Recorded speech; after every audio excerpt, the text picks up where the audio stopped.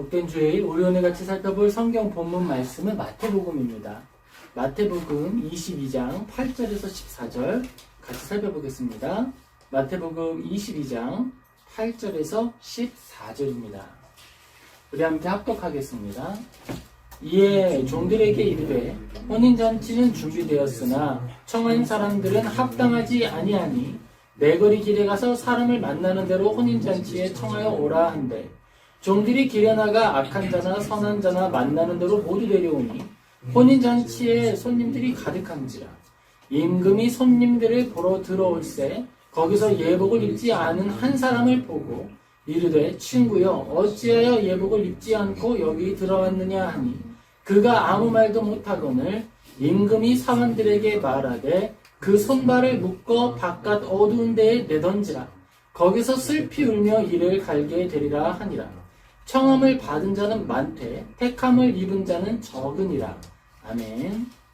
우리 부름받은 사람, 택함받은 사람이라는 제목으로 마태복음 22장 8절에서 14절 말씀 같이 살펴보겠습니다. 우리에게 있어서 신앙은 기쁨입니까? 아니면 숙제입니까? 우리에게 있어서 신앙은 하나님 앞에 나아가는 축제다라고 하는 것을 우리가 기억할 수 있게 되기를 소망합니다.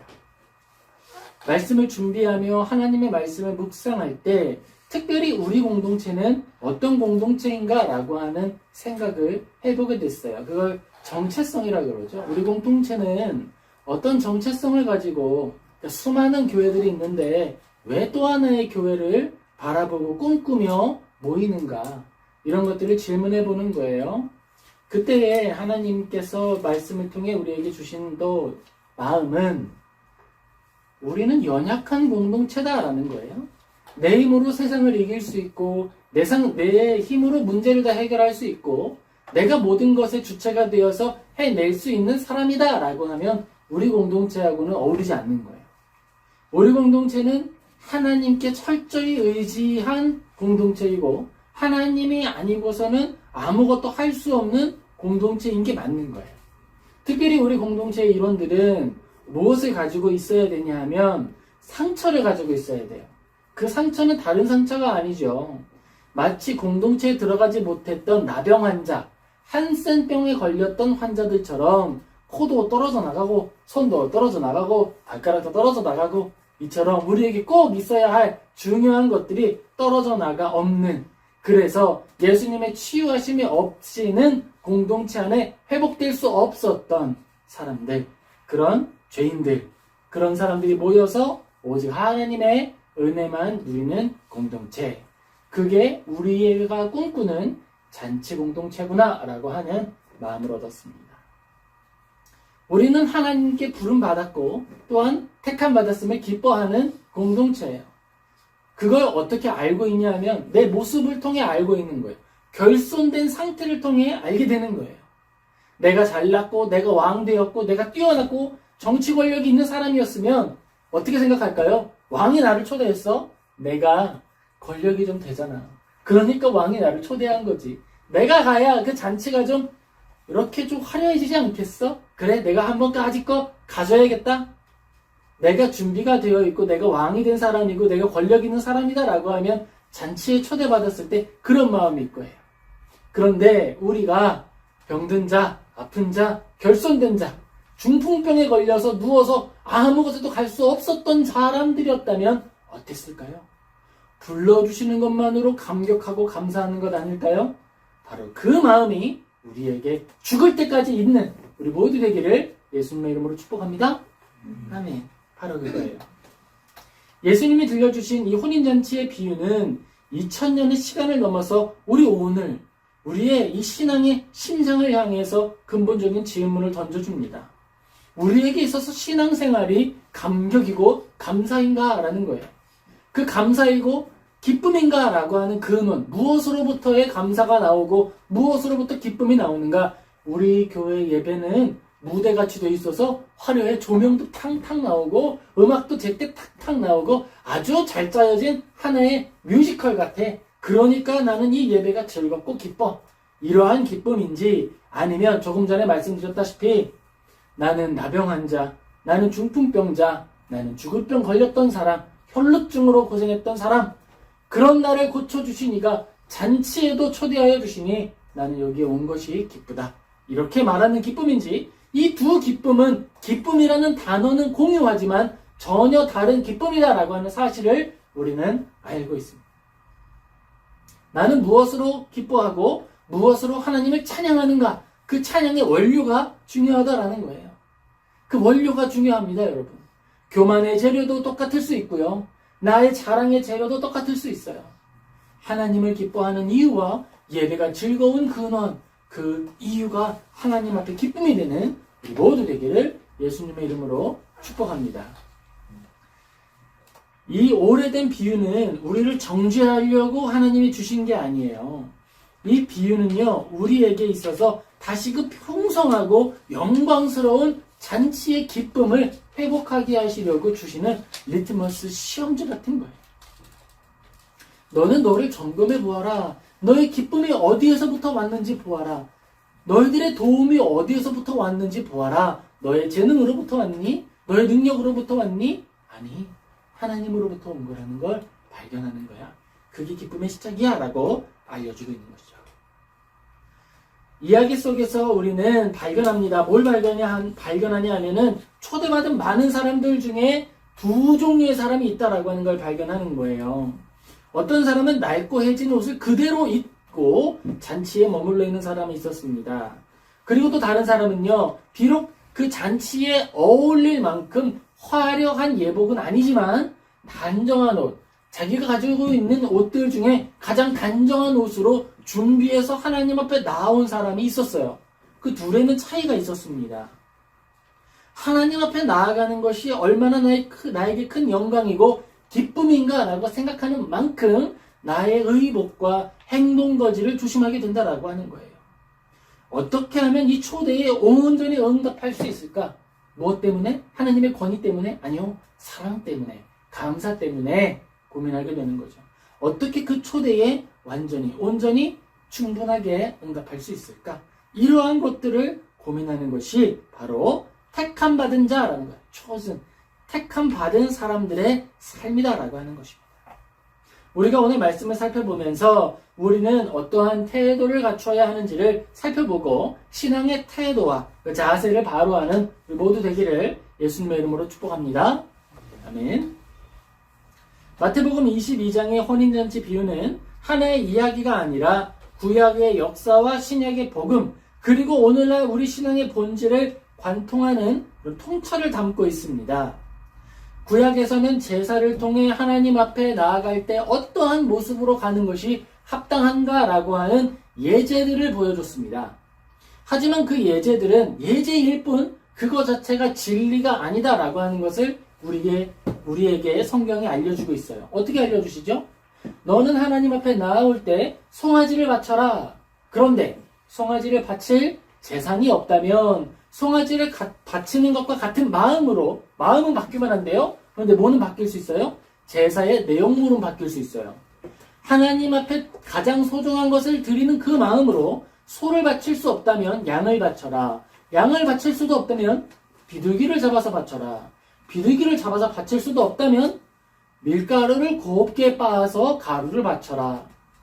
하나님 앞에 드리는 내용은 달라질 수 있지만 무엇은 달라지면 안 된다? 그 마음은 달라지면 안 된다라고 하는 것이 구약에 나타난 제사 제도의 진리입니다.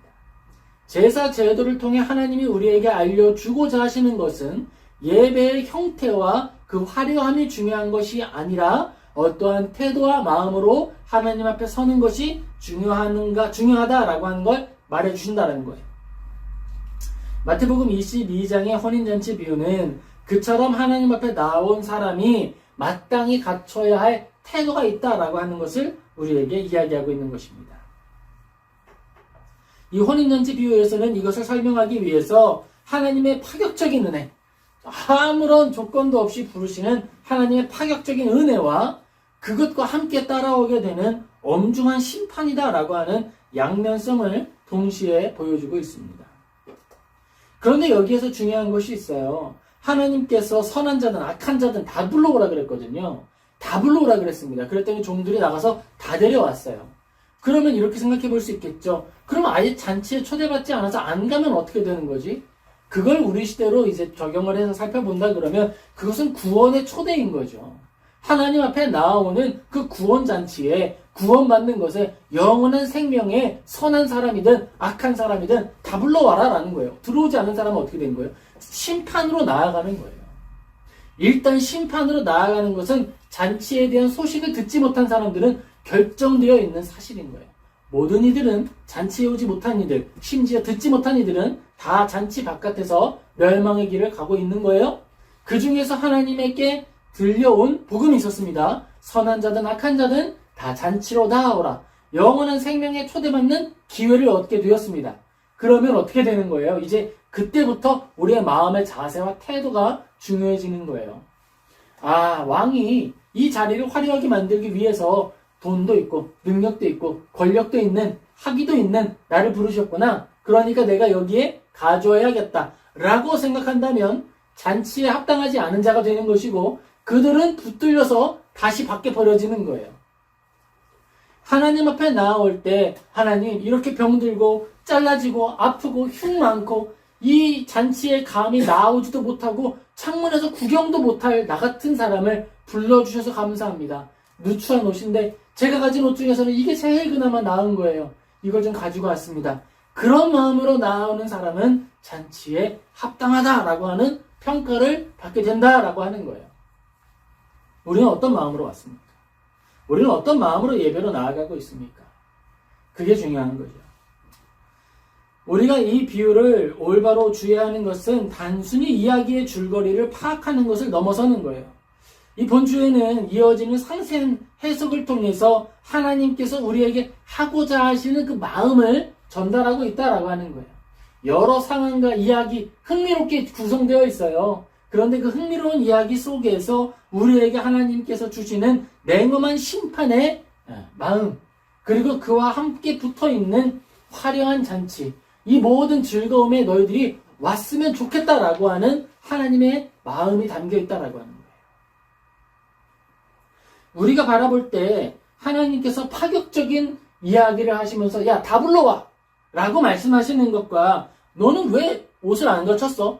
내보내! 라고 하는 것의 이 두 가지가 모순처럼 보일 수 있어요. 그렇죠? 충돌하는 두 행동처럼 보일 수 있다는 거죠. 그런데 이것은요, 사실은 일관성 있는 하나의 행동입니다. 하나님은 왜 초대하시고 왜 쫓아내셨는가? 그 이유가 똑같다는 거예요. 하나님께서 이 모든 일을 하시는 하나의 원인이 무엇일까요? 그건요, 예수 그리스도, 당신의 아들을 영화롭게 하시려는 거예요. 당신의 아들이 행한 일을 높이시려는 거예요. 내 아들이 행한 일이 뭔 줄 알아? 내 아들이 보여준 게 뭔 줄 알아? 진짜 사랑을 보여주었어. 그래서 잔치를 베푸시는 거예요. 교회는 예수님의 피값으로 산 것입니다. 예수님께서 십자가에 달려 죽으심으로 교회가 만들어졌습니다. 교회가 시작되었습니다. 바로 그 교회에는 죄인이든 아니든 악인이든 선한 이들이든 다 올 수 있습니다. 잔치가 벌어진 거예요. 무엇을 위해서죠? 하나님께서 예수 그리스도의 영광을 높이시려고 그 잔치를 베푸신 거예요. 우리는 잔치에 초대받은 거예요. 예수님께서 우리에게 행하신 일을 가르쳐라. 계속. 교회가 하는 일을 다른 거 아닙니다. 예수님을 계속해서 드러내야 하는 거예요. 예수님의 영광을 계속해서 드러내야 하는 거예요. 그것이 교회의 중심이기 때문이죠. 그리고 그 교회에 사람들이 모여올 때 이러한 모습을 있어서는 안 되는 거예요. 당신은 신체가 좀 잘려있네요. 올 수 없습니다. 부정한 사람입니다. 당신은 병이 오래 걸렸던 사람이네요. 올 수 없습니다. 부정한 사람입니다. 또 당신은 한센병, 나병에 걸렸던 흔적이 있네요. 코도 없고 손가락도 없고 몸에 마화된 것들이 좀 부족하네요. 당신은 올 수 없습니다. 당신은 쩔뚝쩔뚝거리면서 중풍병이 있는데도 오는 거예요? 올 수 없습니다. 여기는 부정한 사람은 올 수 없습니다. 이렇게 행동할 수 없다는 거죠. 왜? 잔치니까. 누가 베푼? 하나님이 베푸신 잔치. 예수 그리스도께서 행하신 일을 높이고 영화롭게 하고 그것을 드러내고 기뻐하기 위한 잔치로서 준비된 모임이기 때문에 누구든지 올 수 있어야 한다는 거예요. 그런데 그곳에 모인 사람들이 어떠한 태도를 보여야 한다? 예수 그리스도의 십자가에 대한 존중과 감사와 사랑을 표현해야 한다는 거예요. 그건 그 잔치에 자격 없이 초대받은 이들이 갖추어야 할 태도라는 거예요. 하나님께서 잔치를 베푸신 원인은 하나다라고 했습니다. 그것은 아들의 영광을 축하하고 그 기쁨을 나누는 것이다 라고 했습니다. 이 목적은 교회가 세워진 때로부터 마지막 교회가 하나님 앞에 부름받는 시대까지 변함이 없을 거예요. 교회로서 다른 이야기를 하는 사람들이 있다면 그들은 잔치 공동체가 아닌 것이죠. 그리고 사람들을 쫓아내는 일에 있어서도 똑같은 원인이 존재합니다. 초대받은 사람들이 자신들의 사업과 또 자신들의 능력을 핑계로 잔치를 모독했을 때 왕은, 하나님은 잔치를 포기하거나 잔치에 주어진 권위를 희석시키는 것 대신에 잔치의 대상을 바꿔버리는 거예요. 처음에는 초대받은 사람들이 있었습니다. 정확하게 능력을 갖추어서 잔치에 초대받은 사람들이 있었어요. 성경을 통해서 나타나는 것은 이스라엘 사람들이고 유다 지파 사람들이죠. 유대인들이죠. 그런데 그들이 예수 그리스도를 거절했습니다. 그리고 났더니 복음이 어떻게 뻗어나갔어요? 이방인들을 향해 뻗어나갔어요. 사도 바울을 통해 이방인들을 통해 뻗어나가기 시작하는 것입니다. 그리고 우리도 이방인이죠. 혈통으로서는 아무런 정통성을 가질 수 없어요. 또한 개인으로서도 죄의 중심에 살았고 죄와 싸우고 있지만 승리하지 못했고 아직 우리에게 남아있는 죄의 습관으로 인해 여러 가지 모순들과 깨어진 것들을 갖추고 있는 우리는 헐벗은 자요, 우리는 결손된 자들입니다. 그런 우리가 생태적 당위성도 없고 또 우리의 존재적 당위성도 없는 우리가 잔치에 초대를 받았다라고 하는 거예요. 그렇게 하나님은 우리를 부르셔서 당신의 사람이 되게 하신다라고 하는 거예요. 심지어 스스로는 예복을 갖출 능력도 없는 사람들이잖아요, 우리가. 그래서 우리가 왔을 때 예복도 주신다는 거예요. 예복을 주셨어요. 무슨 예복을 주셨을까요? 예수 그리스도의 의라고 하는, 십자가의 의라고 하는 옷도 입혀주셨어요. 우리가 할 건 뭐예요? 잔치가 진행되는 동안, 주님이 다시 오시는 그날이 잔치가 끝나는 날이고 피날이에요. 예수님이 다시 오시는 그날까지 잔치가 계속될 텐데 그때까지 우리가 해야 할 일은 수많은 시간 동안 계속되는 잔치 속에서 주어진 의복을 빨아서 늘 깨끗하게 유지하는 거예요. 회개하고 돌이키고 하나님 앞에 나아가서 예복을 정결히 하는 의식을 계속하는 겁니다.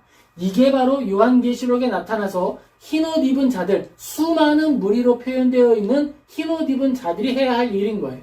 그들이 해야 하는 일은 선한 행실, 그들이 갖춘 의복은 선한 행실이니라 라고 요한계시록이 이야기합니다.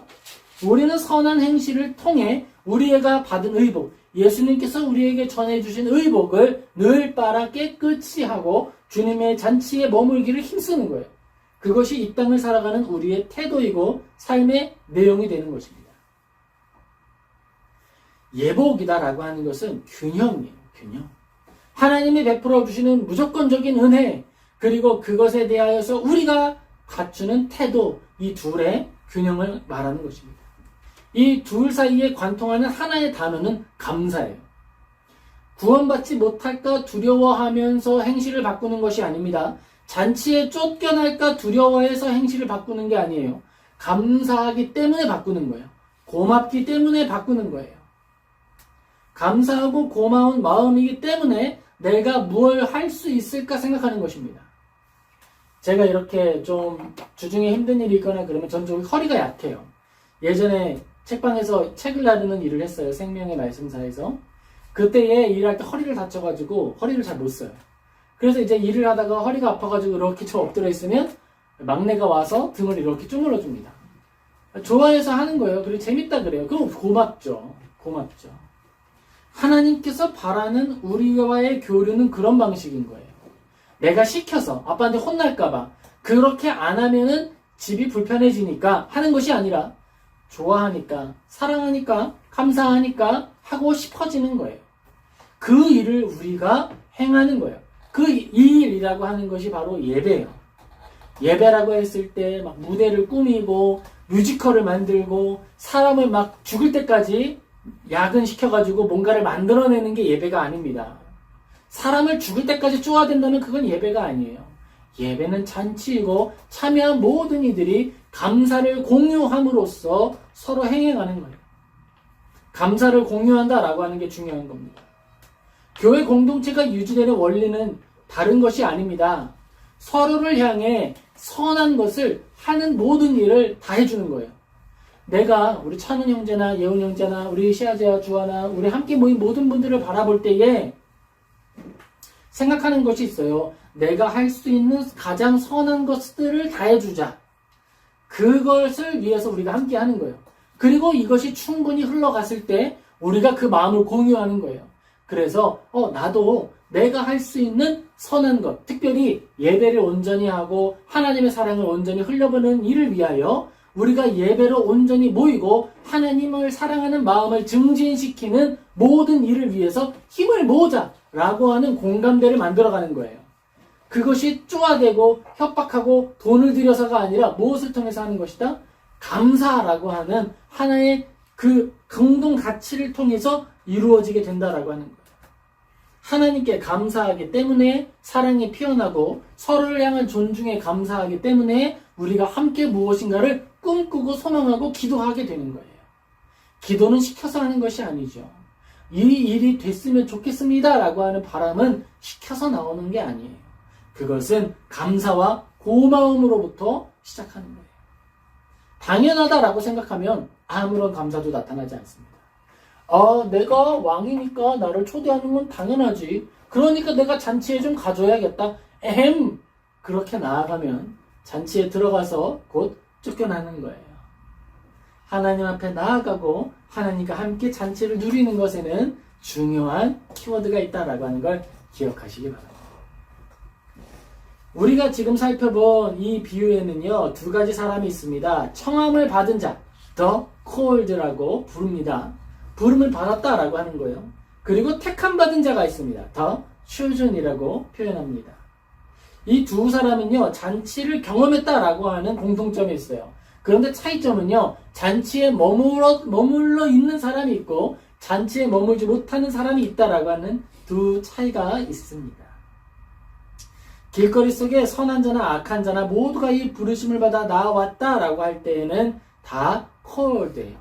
부름 받은 사람이죠. 불렀기 때문에 왔다라고 하는 거예요. 그런데 그 안에 남아서 내가 하나님과 잔치를 누리며 사는 사람, 누리는 자들은 또 다른 거예요. 그들은 바로 chosen이 되는 것입니다. 왕이 베푸는 예복을 기쁨으로 입는 거예요. 뭐야, 이런 허름한 옷을 주세요. 세마포 옷은 꾸밈이 없는 그냥 흰 옷이거든요. 그런데 그 흰 옷의 이름이 예수 그리스도. 예수 그리스도다라고 하는 수수한 옷을 우리에게 주시는 겁니다. 이 예복에 가장 어울리는 의복은 이건데 혹시 이것을 입으시겠습니까? 그때의 화려한 자리에서 살았던 사람들은 그걸 보면서 비웃는 거예요. 그거 어떻게 입어? 촌스럽게. 나봐요. 여기 이렇게 루비로 장식도 달고 나봐요. 이게 최신식 의복이라니까. 그렇게 나오는 거예요. 그렇게 나오면 왕이 오셨을 때 쫓겨나는 거예요. 그 잔치에 가장 어울리는 옷은 뭘까요? 그리고 우리들은 어떤 것일까요? 우리는요, 이 세상을 살아갈 때에 자랑이 많지 않은 사람이라니까요. 우리 공동체는 자랑할 게 많은 사람이 모이는 곳이 아니에요. 그런 사람들은 올 수 없는 곳이에요. 여기에는요, 내 스스로는 내 의복조차 하나 제대로 헤어 입을 수 없는 사람들이 오는 거예요. 그래야 문지기 앞에서 문지기가 잔치에 오셨군요. 감사합니다. 그러면 우리 예수님으로 옷 입으시기 바랍니다. 세마포 옷인데 이거 아주 귀하게 준비된 거예요. 입으시지요? 그래요. 저 입겠습니다. 감사함으로 입고 너무 귀한 옷이고 좋은 옷이니까 자꾸 빠는 거예요. 이 잔치가 너무 좋네요. 여기에 계속 머물러 있고 나 이 의복 깨끗하게 하고 싶은데 어떻게 세탁하면 되죠? 저기 십자가 앞에 가셔서 거기에서 붉은 물로 씻으시면 됩니다. 십자가 앞은 예수님을 상징하는 거고 붉은 물은 피를 상징하는 거죠. 가서 예수님의 피로 씻으시기 바랍니다. 가서 옷을 빠는 거예요. 그리고 다 빨고 그 옷 입고 또 가는 거예요. 예복 입고 잔치에 가서 점심도 먹고 저녁도 먹고 오늘 잔치 안 끝나나요? 안 끝났습니다, 여러분. 여기서 주무시고 내일도 잔치 계속되니까 머무시기 바랍니다. 잔치는 진짜는 시작하지도 않았어요. 시작은 왕의 이 주인공이 오시는 그날 이 잔치가 완전한 절정에 이르게 될 것입니다. 우리 그렇게 지금 초대받아 있는 거예요. 그게 지금 우리가 살고 있는 삶의 방식인 거예요. 그게 교회예요. 그게 공동체입니다. 그게 우리가 누리는 영광이에요. 결론적으로 청함, 그러니까 부름받은 것, 이것 자체가 하나님이 주시는 주권적 은혜였다라고 한다면 그 안에서 머무는 택함을 온전히 드러내는 것은 주인의 뜻에 합당한 반응으로 우리가 태도라고 할 수 있는 거예요. 반응하는 것이다라고 할 수 있는 거예요. 이것을 믿음의 연속성, 이 황금 체인이라고 불러요. 이 구원의 사슬이라고 부릅니다. 이 사슬 안에서는 이 과정을 성화라고 부릅니다. 성화. 거룩해지는 것이라고 부르는 거예요. 거룩해지는 과정이다라고 하는 것입니다. 성령님이 우리와 함께 하심으로써 우리가 거룩함을 꿈꾸게 하시고 거룩히 여김을 기뻐하게 하시고 거룩한 삶을 즐거워하며 살아가는데 고난이 찾아오더라도 거룩하기를 포기하지 않는 그러한 태도를 지키게 한다라고 하는 거예요. 그것이 바로 성도의 견인이고 성도의 성화입니다. 성도를 견디고 인내하게 한다라는 거예요. 누구를 닮아가도록? 예수님을 닮아가도록. 처음에는 옷을 입었는데 그 옷이 나한테 너무 불편해요. 세마포 옷을 내가 입었는데 불편해. 그런데 그걸 입고 귀히 여기고 존중하고 사랑했더니 내 몸의 태도와 내 몸의 체형이 옷에 맞춰지는 거예요. 점점점 내 몸이 이 의복과 어울리는 모습으로 바뀌어집니다. 그 잔치가 길어질수록 내가 이 의복에 합당한 자로 태도를 바꾸게 되는 거예요. 이 잔치에서는 이렇게 행동해야 되는 거구나. 주변에 참여했던 잔치에 참여했던 사람들을 보니까 이게 더 이 잔치에 어울리는 태도다라고 하는 게 보이거든요. 처음에 잔치에 참여했을 때는 어떻게 했을까요? 두 손으로 그냥 막 칠면조를 먹었어. 닭을 막 뜯어가지고 두 손으로 먹었어. 그런데 잔치 일주일 차, 한 달 차, 1년 차 갔더니 젓가락이라는 것이 있구나. 이걸로 찝어서 먹는 거구나. 이걸 배우는 거죠. 이걸 바로 성화라고 하는 거예요. 내가 손으로 못 먹어서 안 먹는 게 아니에요. 젓가락으로 먹는 게 이 잔치에 합당한 태도니까 그렇게 먹어야지 라고 하는 거예요. 그게 바로 이 잔치에서 하나님을 존중하는 것이고 하나님을 높여드리는 거예요. 하나님을 사랑하는 거예요. 하나님을 즐거워하는 것입니다. 마태복음 22장 8절에서 14절의 비유는 표면적으로 왕의 아들을 위한 혼인잔치에 대한 이야기입니다. 그런데 그 내용과 그 의미에 있어서는 하나님 앞에서 우리가 어떻게 살아가고 예배 공동체이며 잔치 공동체로서 어떻게 머물러야 하는가를 이야기하고 있다라고 하는 거예요. 이사야의 예언과 예언적 성취도 이 안에서 함께 드러나고 있습니다.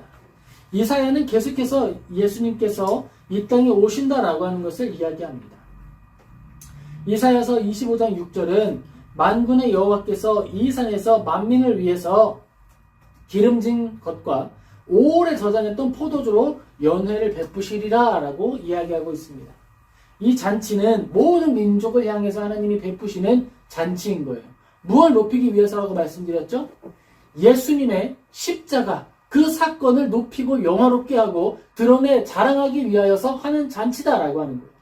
교회가 교회로서 모이는 것은 십자가를 드러내고 그 십자가의 주인이 되셨던 예수님을 드러내기 위해서 하는 것입니다. 예수님을 영위하고 향유하고 전하기 위해서 모이는 것이 교회인 거예요. 그 본질이죠. 그리고 그 잔치에 합당한 자로 살아가는 것이 우리가 되는 것입니다. 마태복음 22장 9절 우리 같이 살펴보겠습니다. 함께 읽겠습니다.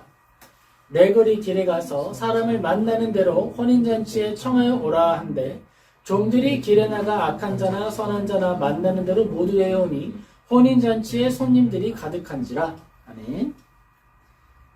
우리가 하나님 앞에 나아갈 때의 태도에 있어서는 우리가 합당한 의복을 갖춘 자 또한 의복에 합당한 행동거지를 하고 있느냐라고 하는 질문을 던져야 합니다. 이것은 나 스스로 던져야 하는 것이고 또한 우리가 속한 교회 공동체 전반을 향해서도 던져야 하는 거예요. 자, 만일 교회 공동체 전반, 총회든 노회 어떤 사람이든지 교회라고 하는 조직이 모인 곳에서 하나님의 뜻을 기뻐하지 않고 불의함을 드러내고 불의함을 회개하지 않을 뿐만 아니라 계속해서 그 길로 달려가기를 원한다라고 하는 거예요. 1000명이, 10,000명이 거기에 모인 사람 중에 99명, 99,999명이 모두가 그 길을 간다고 하면 그 길이 옳게 될까요? 절대 아니다라고 하는 거예요. 이게 천국 잔치의 핵심이에요. 수많은 사람들이 그것을 옳은 것이다, 관행이다, 그것이 원래부터 그러해왔다 라고 한다 하더라도 성경이 그 말을 입증하지 않고 성경이 그 말 앞에서 멈춰 있다면 우리는 멈춰야 합니다. 가서는 안 되는 거예요. 그 일이 종교개혁이었어요. 교황주의자들이 한 사람을 왕으로 만들고 한 사람을 높이고 그로부터 모든 권력체계를 만들어서 피라미드형 종교 권력을 만들었습니다. 그것이 바로 교황주의자예요. 그 교황주의의 오랜 전통을 깨고 그것이 하나님의 말씀에 과연 있는 이야기냐라고 질문을 했던 게 종교개혁의 시작이었습니다. 한국교회 120년 지났는데 이제 우리도 옛 종교개혁 시대랑 다르지 않아요. 질문해야 되고 돌이켜야 됩니다. 답이 없어요. 수많은 사람들이 투표로 이렇게 합시다라고 했어요. 그리고 수많은 사람들이 투표로 죄를 죄로 아닌 걸로 합시다라고 했더니 이젠 죄가 아니라고 하는 거예요.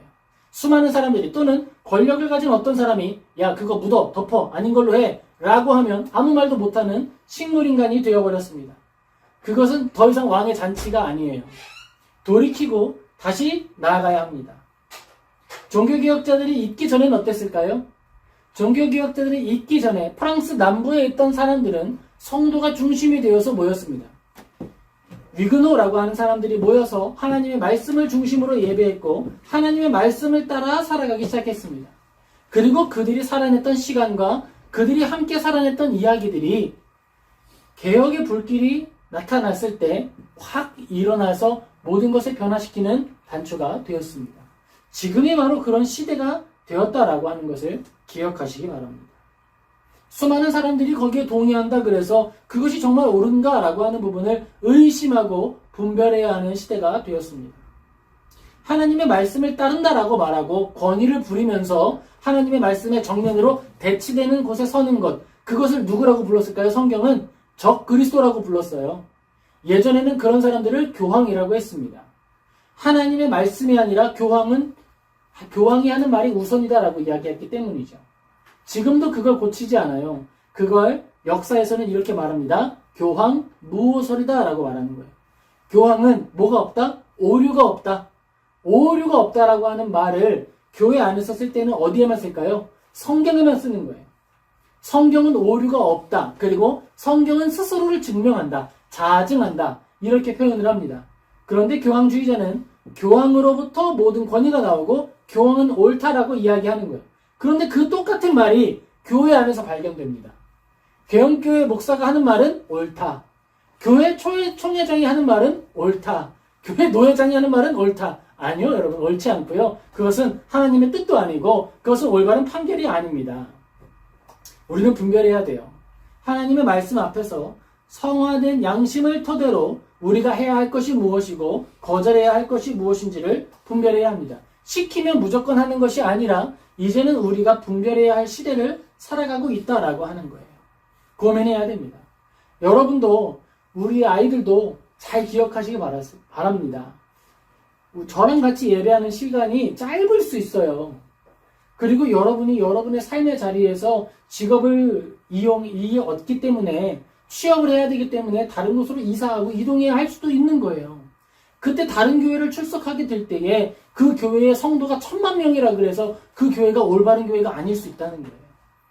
성도의 수가 많다고 그 교회의 정당성을 입증하는 것이 아니다라고 하는 거예요. 이걸 여러분에게 말하는 제가 어떤 마음이냐 하면 슬픈 마음이에요. 왜냐하면 어떤 교회든지 가서 신앙생활하면 돼. 거기를 믿어. 라고 말하면 얼마나 좋겠어요. 우리 시아제와 주하나 우리 아이들에게. 그런데 그게 아니니까 이렇게 말할 수밖에 없는 거예요. 심지어 때로는 좋은 목회자를 만나지 못해서 집에서 혼자, 골방에서 혼자 예배드려야 할 때가 올지도 모른다. 예수님이 오시기 직전에는 그런 시대가 올 수 있다라고 성경이 이야기하고 있습니다. 그것이 오늘일까요? 그것이 내일일까요? 신천지나 다른 이단에 대하여서 그것은 이단입니다. 그것은 예배를 하면 안 되고 그것은 그 단체는 해산해야 합니다라고 목소리도 못 내고 있어요. 우리는 그러한 시대를 살고 있습니다. 우리가 사는 시대는 그만큼 어두워요. 하나님 앞에서 무엇이 옳은가라고 질문을 할 만큼 건전하지 못합니다. 질문하는 것을 잘라내기를 원하는 사람들이 많이 있어요. 그런 시대를 우리가 살아가고 있는 거예요.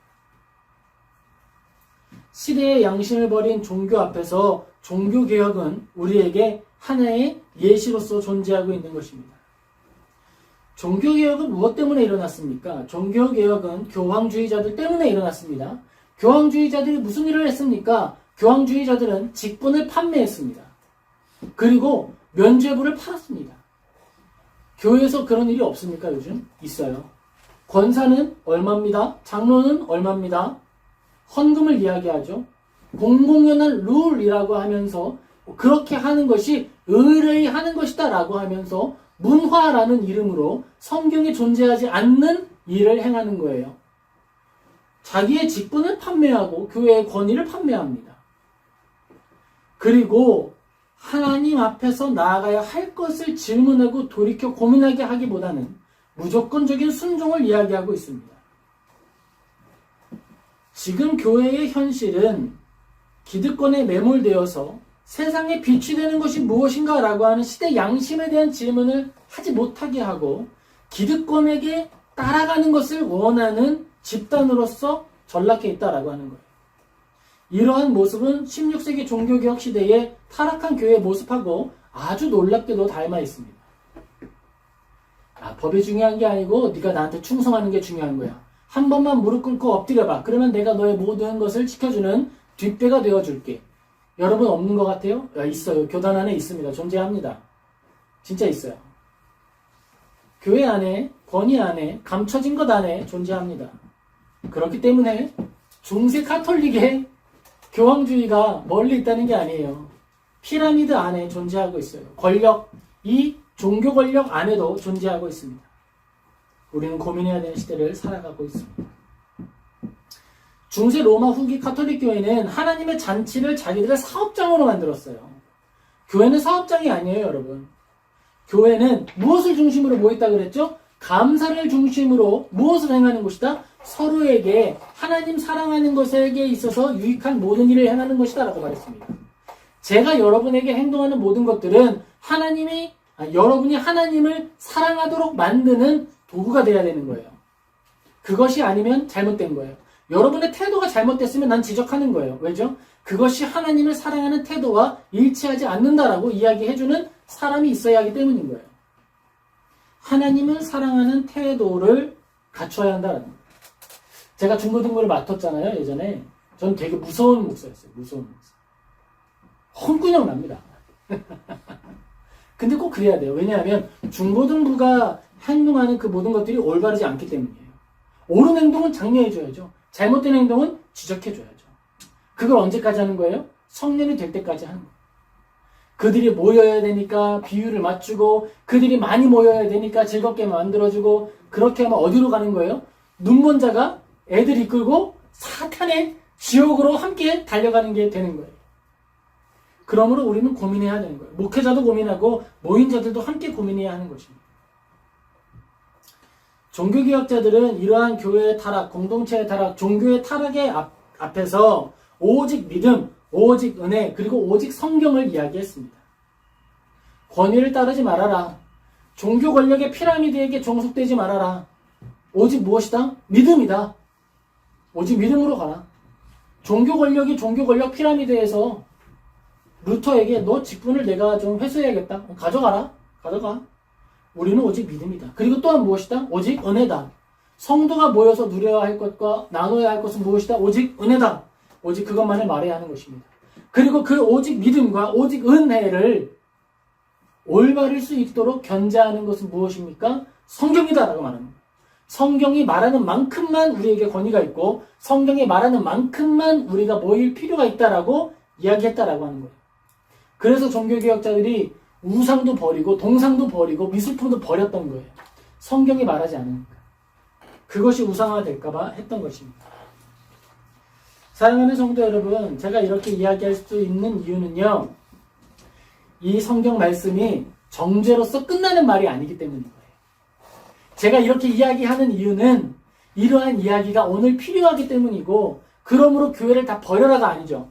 이건 뭐죠? 우리가 잔치 공동체로 돌아가자는 거예요. 바로 그겁니다. 의복이 더러워지면요, 빨면 돼요.